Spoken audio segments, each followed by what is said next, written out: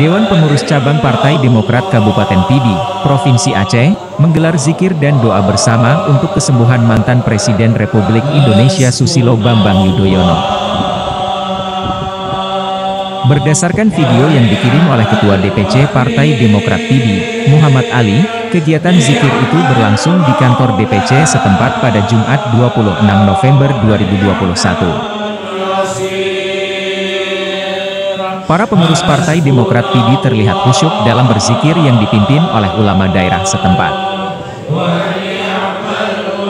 Zikir dan doa bersama itu juga diikuti oleh anak yatim piatu. Zikir yang digelar Partai Demokrat Pidi untuk meminta pertolongan kepada Tuhan agar diberikan kesembuhan untuk Susilo Bambang Yudhoyono. Doa bersama itu merupakan langkah ikhtiar agar Tuhan segera mengangkat penyakit yang dialami oleh Susilo Bambang Yudhoyono. Diketahui mantan Presiden RI Susilo Bambang Yudhoyono beberapa waktu lalu menjalani operasi atas penyakit kanker prostat dan dirawat di Rumah Sakit Amerika Serikat. Operasi pengangkatan kanker prostat yang dialaminya telah berjalan dengan baik dan lancar, sesuai dengan ekspektasi baik tim dokter Indonesia maupun tim dokter Mayo Clinic Amerika Serikat.